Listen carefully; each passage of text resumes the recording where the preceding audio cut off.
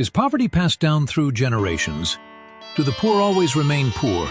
And perhaps more importantly, what does it take not just to work hard and become wealthy, but to stay wealthy and sustain success over time? Poverty is passed on. It's taught in your families. And middle class is taught in families. And so the people right now who are sitting at home, who are struggling financially or worried about money or unhappy, they may be making a lot of money, but unhappy with what they're doing, it was probably taught to you. You know, your superego was taught, get a job, work hard, or you'll never be rich, or the rich are evil, or whatever. And until you change your mindset, Correct. Money won't help you, right? Correct. And we see that with people that win the lottery, people that make more money, they still have the same problem. Right. Because they have that poor man's soul. Correct. If you're poor, you'll always be poor. That's really hard for people to Yeah, understand. the money will disappear that fast. Just like most pro athletes, they make millions of dollars, and but 65% are bankrupt 5 years later. It's because they come from poor families. Now you tell them that, they get very angry at you. It's not, it's the rich fault. It's you guys ripped me off, and government ripped me off. Many thinkers, including Robert Kiyosaki, argue that the poor often remain poor despite occasional wins, such as sudden windfalls or even lottery winnings. And in many cases, they are right. Why? Because sustaining success requires more than luck, talent, or even hard work. It requires a mindset and a discipline that evolves at every stage of life. This is where I strongly believe in the principle: what got you here won't get you there. Just as in marketing or sales, the same trick or strategy that delivers one milestone may not carry you to the next. Each stage of growth demands reinvention, reflection, and recalibration. For the past 15 years, I have lived by a philosophy I call taming the tiger. The tiger here is not your competition or the market. It's your own mind. Success, if not carefully managed, can become your biggest predator. Left unchecked, it breeds complacency, attracts opportunistic friends, awakens hidden enemies, and worst of all, inflates the ego with a dangerous sense of invincibility. And that is why so many who rise fall.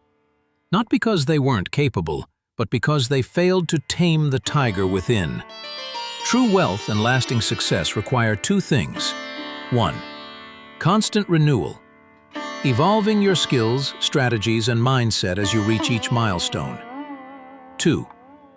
Inner discipline, keeping your mind clear, your ego in check, and your purpose stronger than the temptations of success. In the end, it's not just about becoming rich. It's about building a foundation that allows you to remain resilient, humble, and focused long after success arrives. So ask yourself, are you simply chasing success, or are you also prepared to tame the tiger once it comes? Subscribe to this channel and follow this series to learn more. We will explore each of the core factors to remain successful in life. 1. The psychology of wealth. 2. Reinvention. What got you here won't get you there. 3. Taming the tiger within. 4. Building wealth that lasts. 5. The discipline of legacy. I want to share a story that illustrates what I mean when I say we must learn to tame the tiger within. A close friend of mine, only 28 at the time, had worked relentlessly to land the position of his dreams.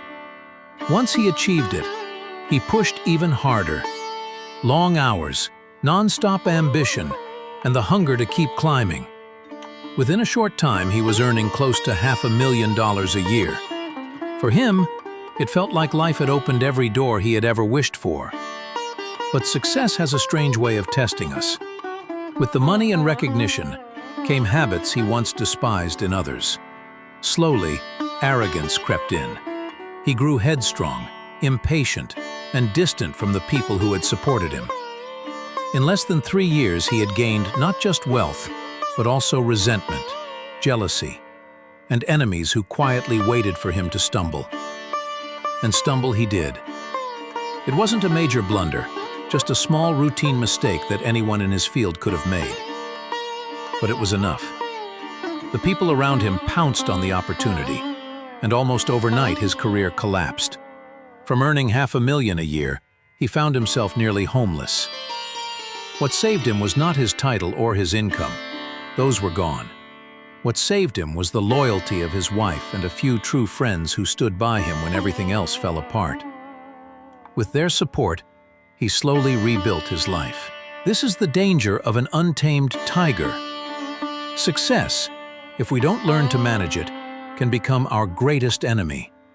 It feeds our ego, blinds us to reality, and attracts people who are happy to watch us fall.